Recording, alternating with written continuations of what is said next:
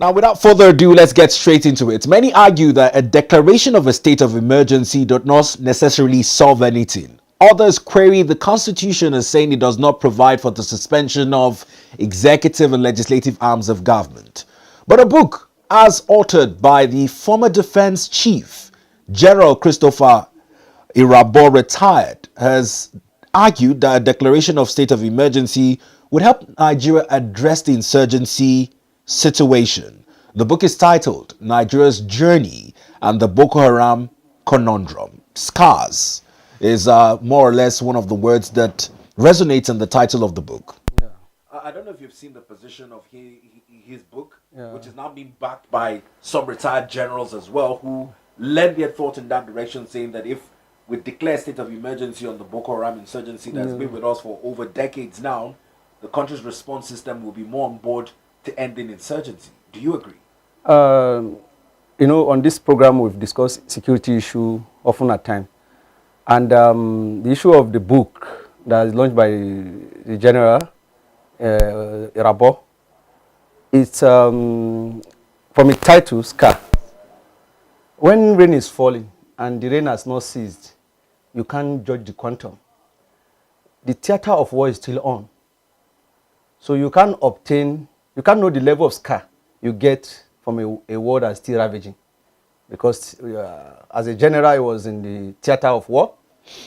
This book that is making suggestion, he had the opportunity to implement what is writing in that book when he was in charge of the military. Now, for context, let's just take some of the writings in the book so that our viewers at home who are not being opportune to go through Scars, Nigeria's Journey and the Boko Haram Conundrum, I will just take a quotation from the book. Well, the former defense chief Irabor, retired, who served as the chief defense staff under the Buhari administration, wrote, and I quote, "The government had not yet mustered the political will and instruments to declare a war against Boko Haram. With an emergency proclamation backed by the National Assembly, there will be greater and more focused attention by government to galvanize all the elements of national power towards the war. It should be noted that the strategy deals with the aggregate of elements of national power. These include economic, political, social, diplomatic, information, and military. The political authority stands at the apex. The success at the tactical and operational levels would never translate to victory if there is failure at the strategic level.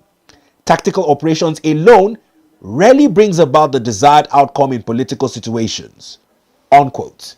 So much like you use the analogy of determining the quantum of rain since it never stops falling, his argument is that with the tactical approach, without the other stratas and at the apex political will, we're getting it wrong so far as we continue down that road. Before you interject, I was trying to flow in a mode of thought. You see, when you are given saddled with a responsibility and you are there at the realm of discharging that such as a responsibility, what you do vis-a-vis your performance when you are there, we judge how you can come out and speak to the same issue. So what I'm saying is that it's a general that was at the forefront. I think he was in the theater of war for 2 times. He was first the commander of the unit in Borno before he now became the chief of defense staff under Buhari. So he was there perpetually, and that sometimes you will have been giving us how they failed to live up to expectation because that they are calling. Now he was talking about political will in his statement. In the last 15 years that the Boko Haram debacle has bedeviled our nation, our budgetary allocation, the large chunk, has always gone to the military in the last 15 years that this Boko Haram has been ravaging the Nigerian nation. Go and look at the budgetary proposal. Is there anything that they ask that has not been given to them all over this year? There was a time they have to order special aircraft to Kano, at least from the United States of America, for the same purpose. And when they brought in this to Kano, the military was supposed to take it to the field and finish the job. So what we are saying is that pushing the blame across to other people, the problem Nigeria have is a collective one. And we must have a collective bargaining, and all hands must be on deck. Yes, we are still fighting Boko Haram, and we are still fighting insurgency, banditry, even the one that rear its heads all over the country. Now the North Central is being affected. we have insecurity in the southeast. There are pockets of kidnapping, killing, and unnecessary maiming of Nigerians here and there. But one thing that remains the same is that when we are still at it, you cannot determine how long this will take. Now, you talk about state of emergency. The theater command, there was a time they were restricted. People are restricted in movement in more than 28 local government for the army to go on onslaught. So if it's finished there, we must continue to encourage the troops that are still in charge. The workings of the Nigerian army is a working continuum. The fact that you are not there today doesn't mean that those people who are there are not doing enough. And as it is today, yes, we are faced with challenges, but the current team are doing a yeoman job to continue from where you had stopped. So writing that book is ill-timed, and I think there should be a team of former chief of army staff to still be on this job because they have some background. This information that is really now in his book is better shared with the new set of military chief. It's better shared as a covert. If there's a solution, a profile in that book, it may go into the hands of the enemy of state. And there's okay, since the person of Arabo has provided solution, they may change tactics. So these are covered. A general thoughts or a general's principle is a covert operation itself, because you don't bring out your security tactics. As the military will say, you don't discuss it in the public. So that book is just meant for him to see, this is my, like, just trying to write his book on his life in the army or in service, but trying to provide solution. He was part of the people that should have provided solution, and the timeline he has was enough because he was theater commander in the northeast for so many years before he now became the chief of army staff. So he was part of those people who would have provided solution. So now on the timing you speak about, about sometime last week, despite efforts of the military in degrading the Boko Haram and killing a lot of his commanders, there was an attack in the Kirawa town in Borno State. We saw a number of persons fleeing to Cameroon for safety. When you look at other reports saying that even with the onslaught in Kwara, there might be a migration of these insurgents and bandits into the southwest, and Amotekun was looking for a cross-border approach to mitigate this proposed movement. How would you rate our efforts in ending insurgency so far? I sit here and I refer to the former president, Goodluck Ebele Jonathan, as to the length of time and the strength of the insurgents. Even his government cannot determine how long. Then the former General Boratey said this thing will take a long time because they might have seen the quantum of preparation and those people that are against the Nigerian state and what they have prepared. But by and large, the government that is in power now has been taking a drastic step that has been putting as you have said earlier, the more than 100 of the leadership of these insurgents has been decimated and been taken down in the last 2 years in large quantum. So as it is now, they will continue to gap for space. They will continue to run hectare-scatter to make sure that they make themselves relevant going forward. But the security apparatus of the nation are not resting on their oars to make sure that this barbaric act is being put to rest. So Yusuf, there's something we're glossing over here, and it's the argument that a declaration of a state of emergency would show more political will. Now, I started my intro by saying the argument on when you declare a state of emergency, what happens to the executive and legislative arms. We've seen precedents set by Chief Olusegun Obasanjo, and the most recent event in history being the River State situation. But with the Northeast and the Northwest in this discussion, does a declaration of a state of emergency change the playing field? There is this mentality that we have over the years that the military can be the only one that can solve this problem of Nigeria. But what is happening now? We have a democratic space, and everything want to engage. So the insertion that the general is trying to make is that maybe the civil populace or the civil power cannot on its own or alone. So maybe the civil power doesn't have the capability, but the military should know that they are sworn to protect the Constitution of the Federal Republic of Nigeria. And as it is today, we have a democratic setting. So it's a superiority contest that I think the military is trying to bring up, that without a full military, maybe they want a full military section, but there is no way your profession says you should protect the territorial integrity of this nation. And that's what you want to uphold. The Nigerian government must continue to uphold in a democratic setting the functionality of military under such a democratic rule. So I see a trial of superiority contest as declaring a state of emergency. In what sense? Are you telling us that the civil leadership should give way for the military takeover, or the local government should have a military local government chairman, a military governor in all those states? No, the military, as such as we have governor, all the GOC, they have military formation all over Nigeria. This military formation needs to up their game in terms of acquiring latest technology that can tackle this insurgency and nib their attack in the boat. So it's the military that need to up its game so that they can be able to fuse with the civilian regime and continue. We are still nursing our democracy. So too much of incursion into the democratic space will not also augur well for the democratic practice that we are about to go into. So emergency in what sense? State of emergency in what sense? So we must clarify that, because I've not seen the book to know what it's trying to point at. But by and large, the democratic space and the military settings must continue to work together to see that Nigeria is made stable. And this is a new order in town. There's no way the democratic rule will give way for a complete military takeover. If that's what he's trying to point out. Far be it from it that we allude to his notion, because he stated at some point, and never in that did he mention a military takeover. Yeah. But one of the other former chiefs that is supporting General Irabo retired's view is Major General Dayo Olukunjo, retired as well. He says, and I would like to quote some of his positions on this as well. He says that it should be complemented by a broader multilateral approach that addresses the root cause of terrorism.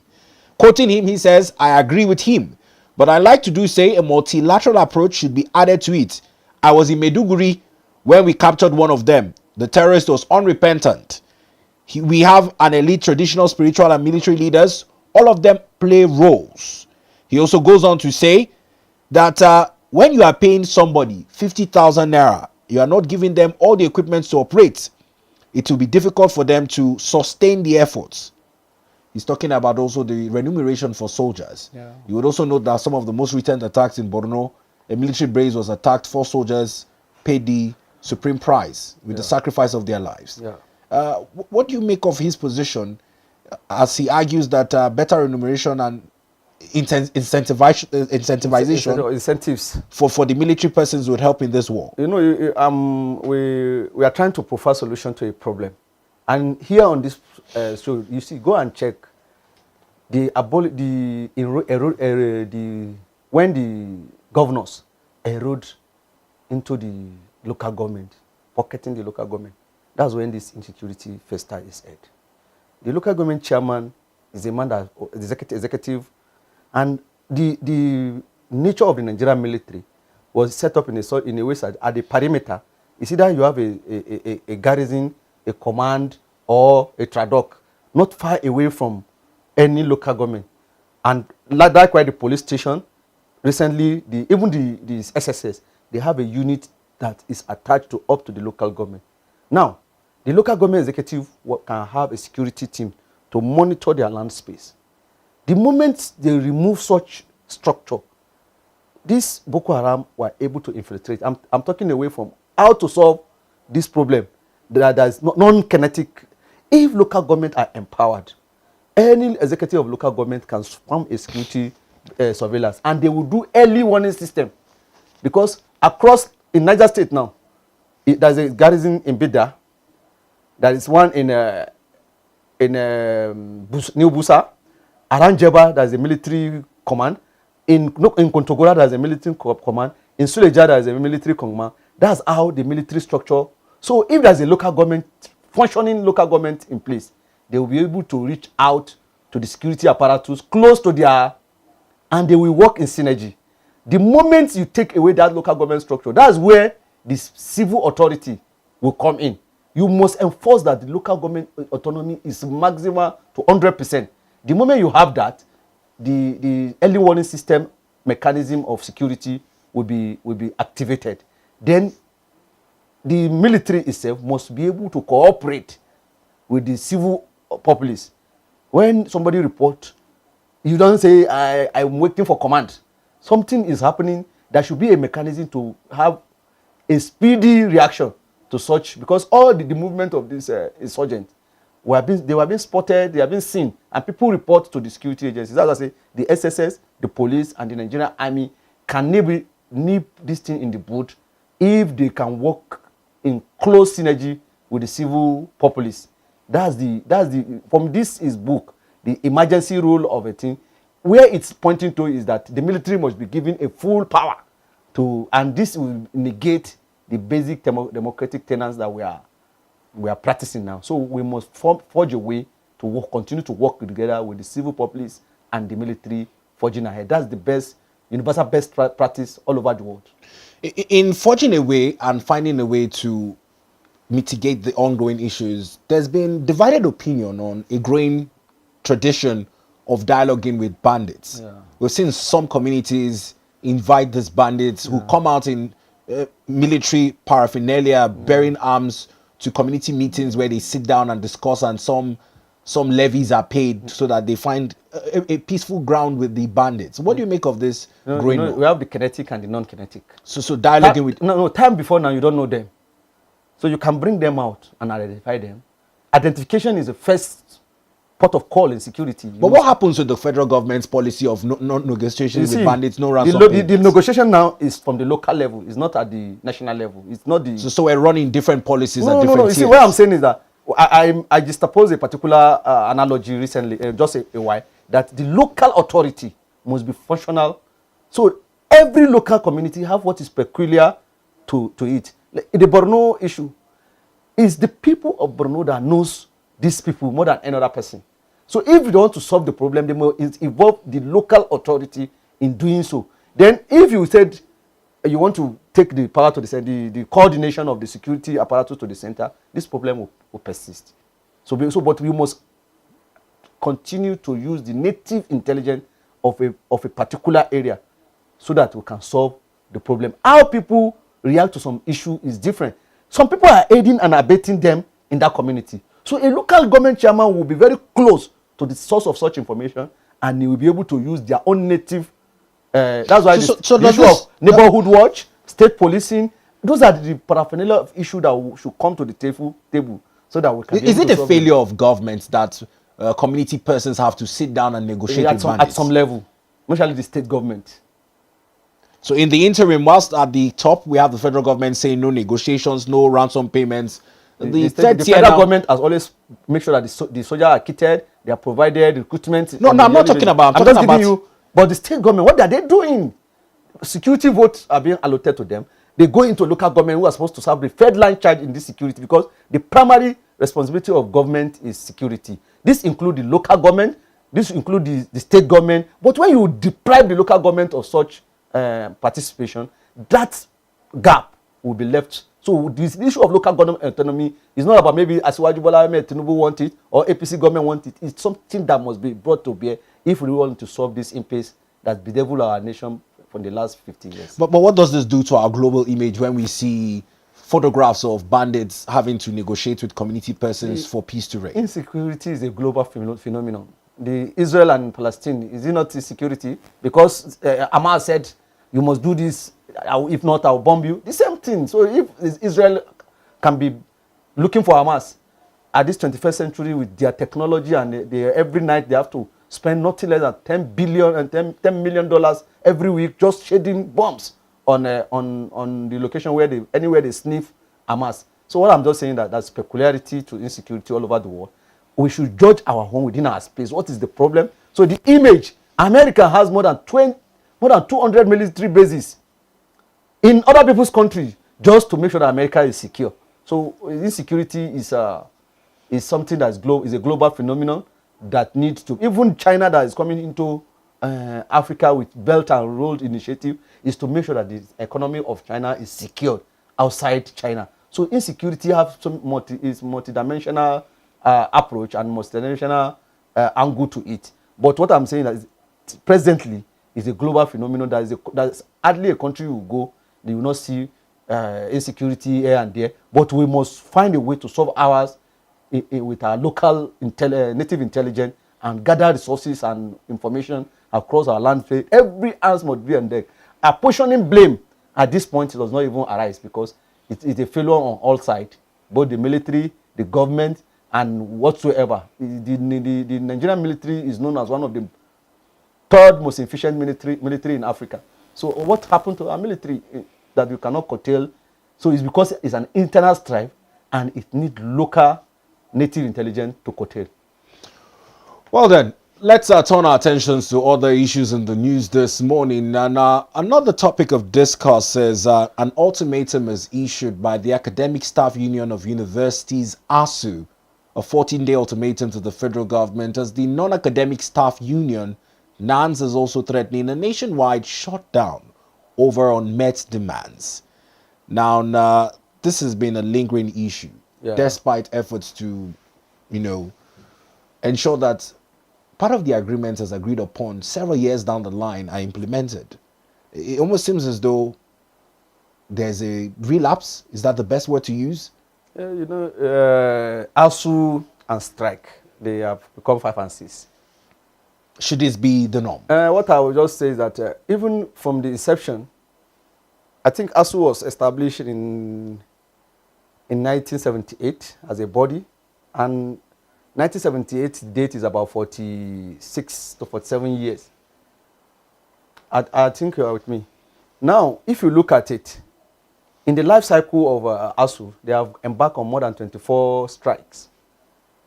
And the time frame, 7-month strike, 3-month strike, ASUU has accumulated about 10 years closure of Nigerian university, if all the time. So out of the 40 years of lifetime of ASUU, 25% of those time, their workplace is being shut down. And then when you involve a particular methodology in solving a problem, and there is a common sense that go that you can't continue to do one thing the same way and you still expect the same different result.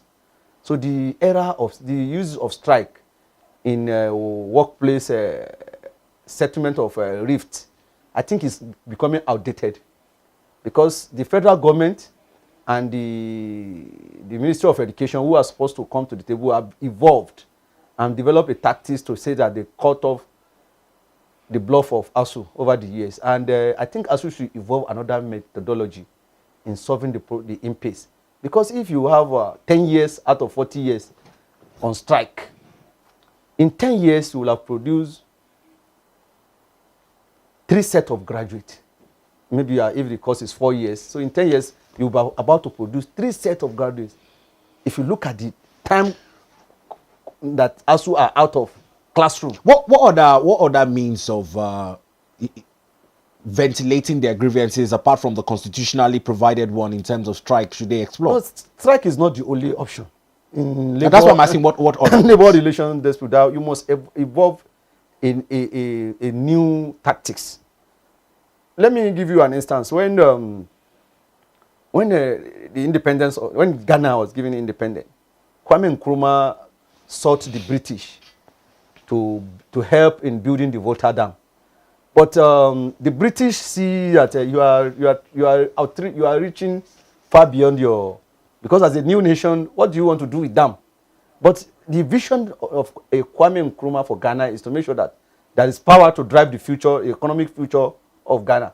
So at the celebration of the independence in Ghana, to show the Queen that is now a battle of equal, that we are not, you are not above board, is above us.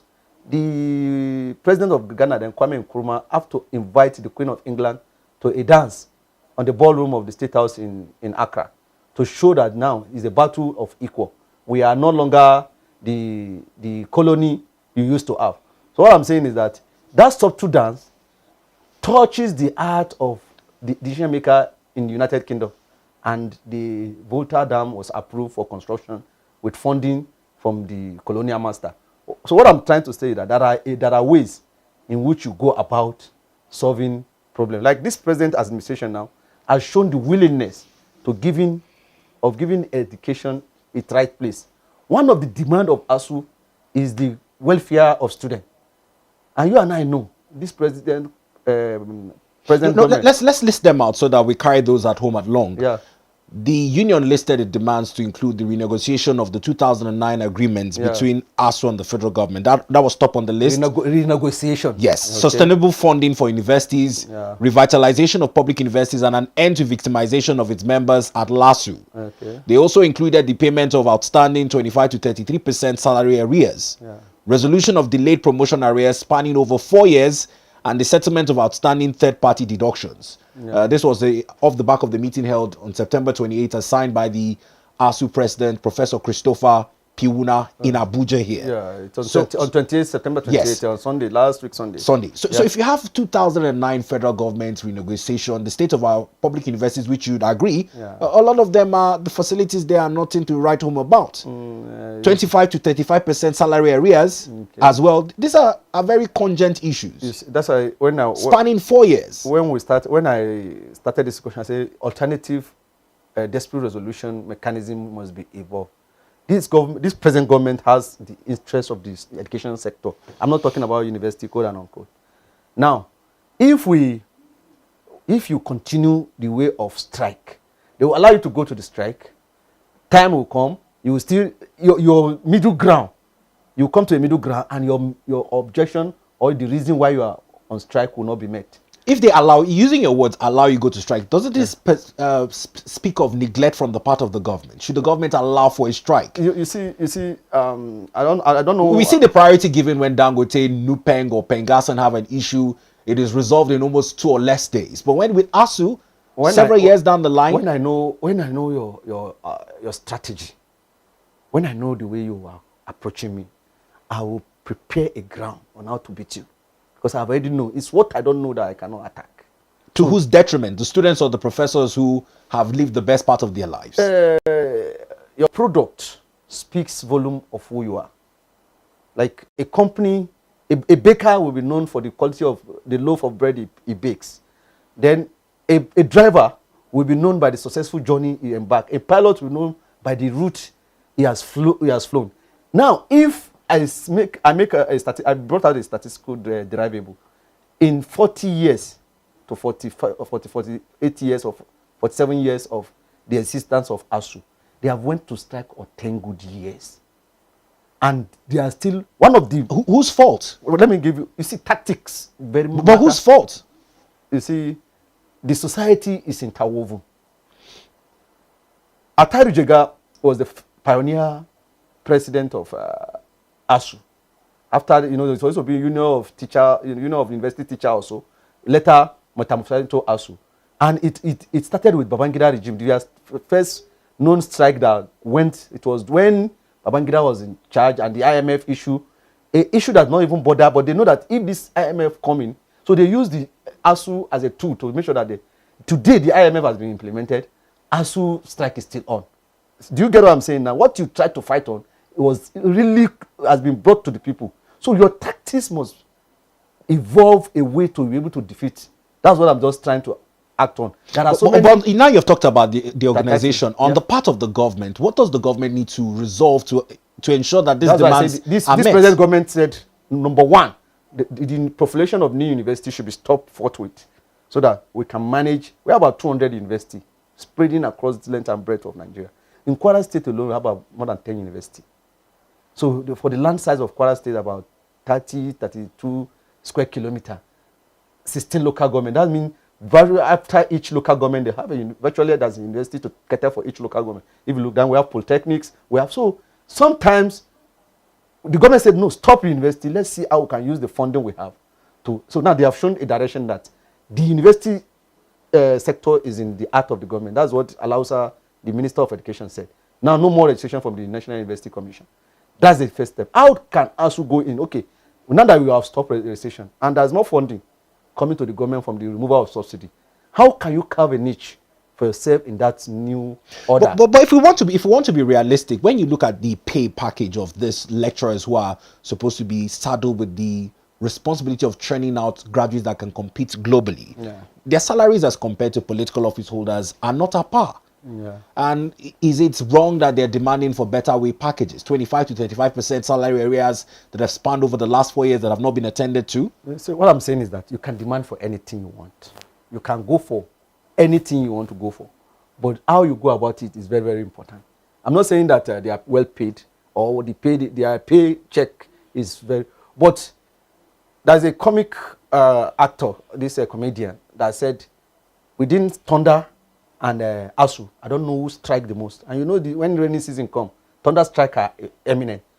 If in 40 to 45 years, you have gone to strike more than 25 times, and your demands for those years have not been met, you must check how you have been evolving.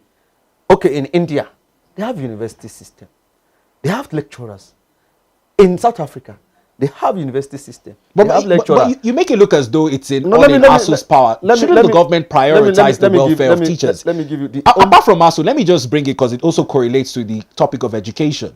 As the work marks the World Teachers Day, reports are that Nigeria is in a deficit of over 194,000 teachers. So when we talk about it, it's not a situation peculiar just to tertiary education. At primary education levels, at secondary education levels too, it's a problem that trickles down. So doesn't this speak to the priority of the government? If you look at before now, Nigerian University revered high. University of Ibadan used to be the University of London before it metamorphosed. University of Ibadan, I think it was the first university. Then the second generation university like UI, ABU Zaria, University of Nigeria and Nsukka. They are ranked at par with one of the best universities in the world. Something happened. When this strike issue started to occur, Nigerian students and Nigerian parents started sorting for university abroad. The profession of going to study abroad further lead to decadence in the Nigerian university system. To the extent Nigerians prefer to go to Benin Republic, Ghana, and Sudan for a degree. Please, what do you want to go and study in those lands that can beat any Nigerian university?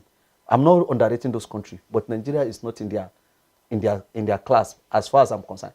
Then, as far as Ukraine, when the Ukrainian war started, more than 20,000 Nigerian students who are studying in Ukraine were repatriated home as a result of ASUU strike. Is one of those things that open space for such brain drain and lecturers in the Nigerian university space. So your strike has done more damage to the system you sought to protect than good. So you will not look at what the government is doing and you now say you want to pour out the baby and the bathwater. What I'm saying is that they must evolve a new mechanism, like what I'm trying to juxtapose early. In China, they have a university system. In South Africa, there's a university. In America, there's a university system. There is what we call peer review mechanism. How do they go about that they can be able to first to cohabit with the government in those countries?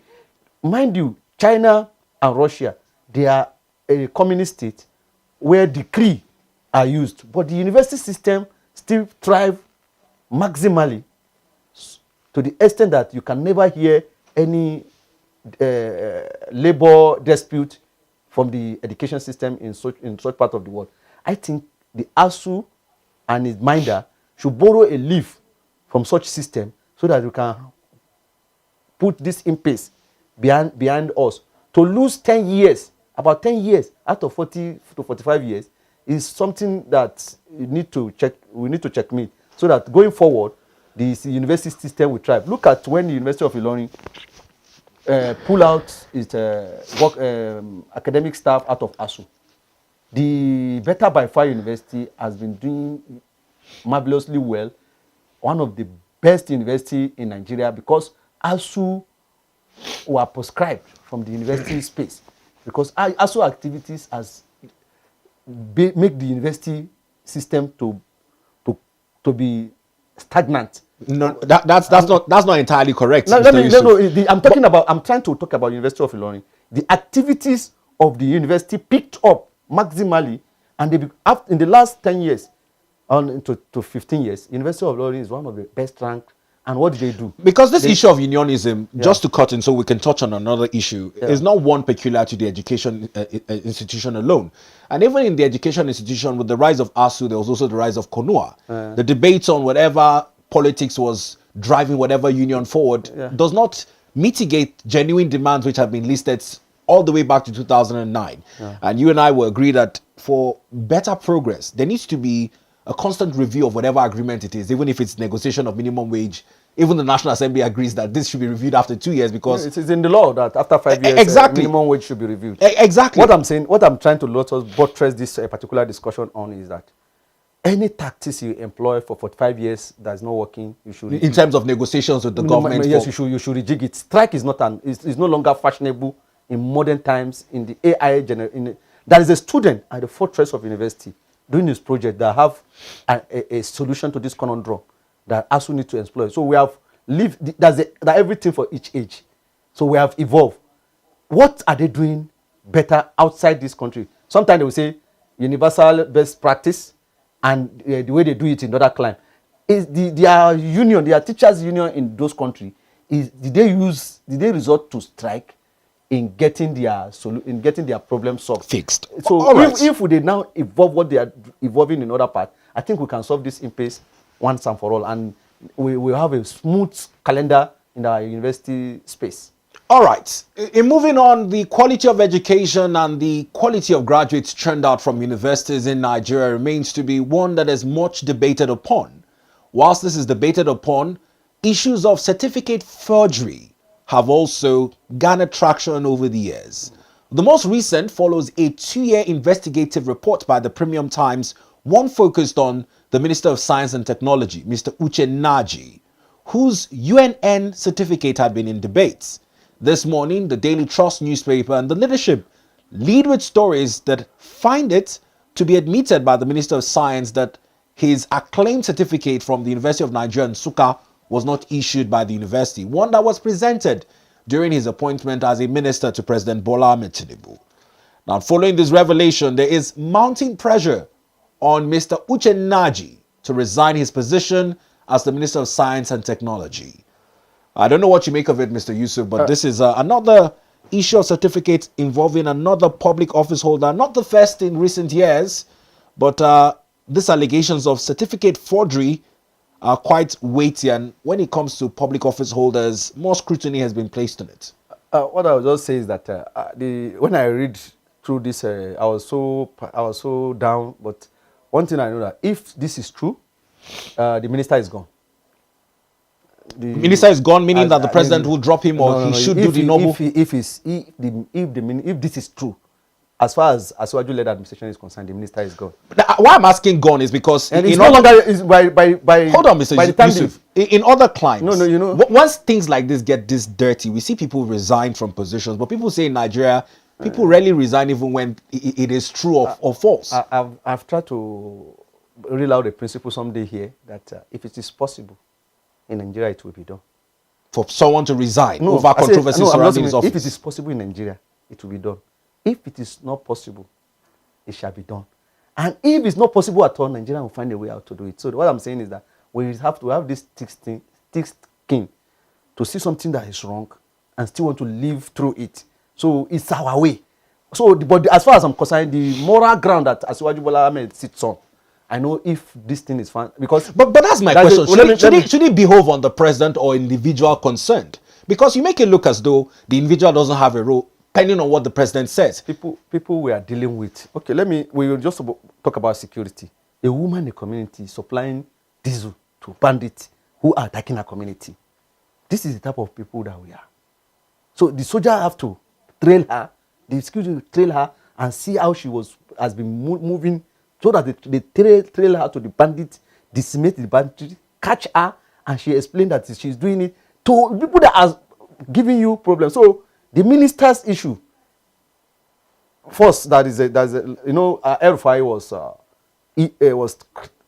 was taken out of this ministerial screening for security issue. And I think this minister submitted this thing for screening. And the security... Yes, he was amongst the first batch of 28 that the president penned out to be in his cabinet. If they do this screening and it passed without any objection, I think the people that did the screening... you're taking us somewhere else with this. No, I'm not taking you saying... Because that's why I say it's gone.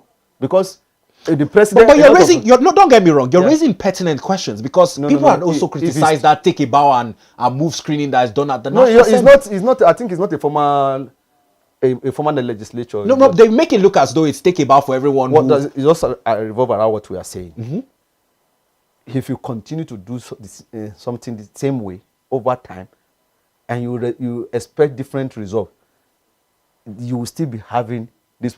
He has beat a lot of security check first. Secondly, the people that did the check, they've not done their work properly. They've not done a thorough job. Not to have flagged it that this certificate is false. And as I'm talking to you, the ASUU leader has mentioned that I know this man is a gunner. If it is true, if substantiated that he submitted a false, because the report is still sketchy, the security angle, a lot of details will come up in the coming day. But if it's true, I think in the coming days you will hear that you will be asked.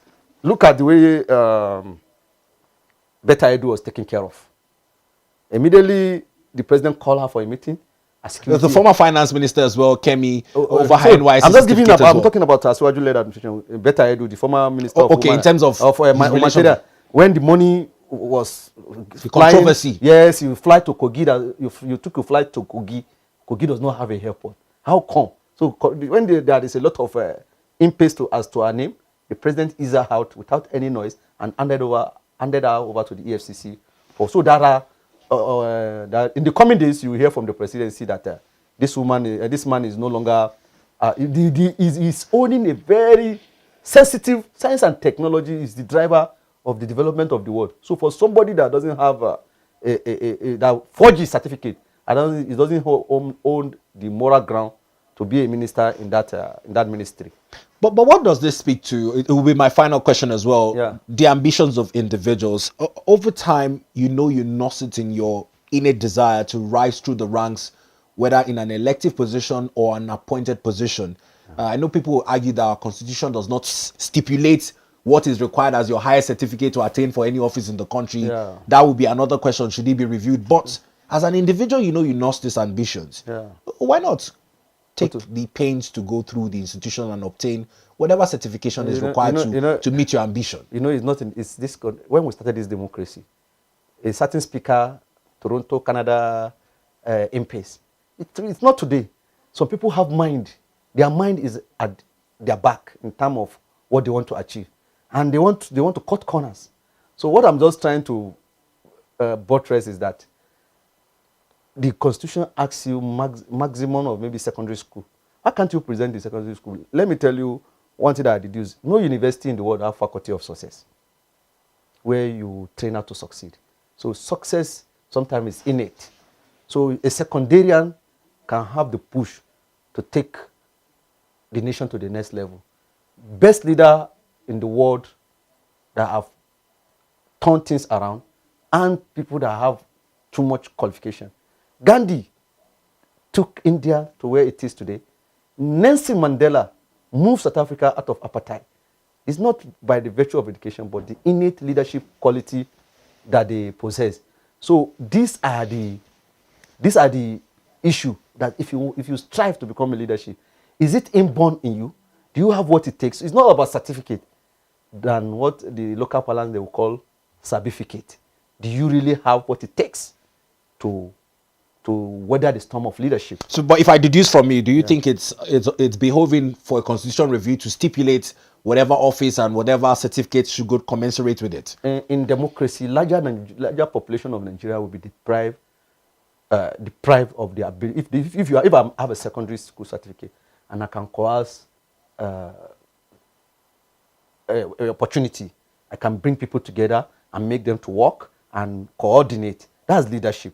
So if I don't have degree, if they stipulated a degree, it will constrain me from exhibiting. But you mentioned something that is very key in this. You said his office as Minister of Science and Technology. Do you think for certain offices there should be that consideration? Like in the professional cadre, like in the law, in the judiciary, you must be a lawyer before you can attain to be the head of the Supreme Court or the Attorney General of Federation or the Attorney General and the head of Supreme Court. You must have rise from one court, so you are known. You must have submitted your degree.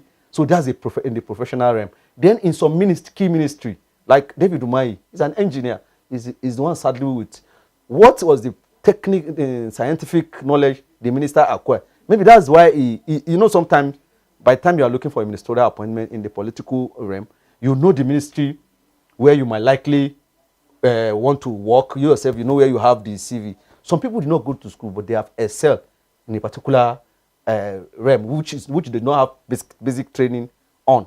But so if you're not like that, you have flair for this thing, you want to go for it, then why must you forge? Since you already had the know-how. But sometimes we are okay in China, for instance. How many today they are producing virtually everything that the world is using? They are not basing it on certificate. They are basing it on what you can create with your hand. So we place more premium on certificate, not what you can derive with. Like me now, I'm a major in remote sensing, geography remote sensing with expertise in geospatial analysis. So anywhere I go, I will let you know this is my major. This is what I know. So don't want to be master jack of all trade, master of none. All right, so that's a fine place to leave. In the Nigerian space, we place more premium on certificate, and that's why we are having all this log jam. Thank you very much, Mr. Yusuf Mudiyeen, for lending your thoughts to the conversation. This is where we draw close to our dialogue on issues in the news, ranging from the ASUU ultimatum with the threats of a nationwide shutdown following the federal government's alleged negligence on prioritizing their demands, is also the fallouts of an investigative report that's taken 2 years by the Premium Times, one that's centered on the Minister of Science and Technology, Mr. Uche Nnaji, and the UNN certificate. This discussion is available for you to rewatch it on our YouTube channel as well. My name is Beto Brian, thanking you for choosing to start your week on ADBN TV. At the top of the hour, our Abuja Sports editor, Mr. Samuel Adeleke, would be in the studios to take you through a week review of the sporting actions from across the world and a build-up into the international break. Stay tuned.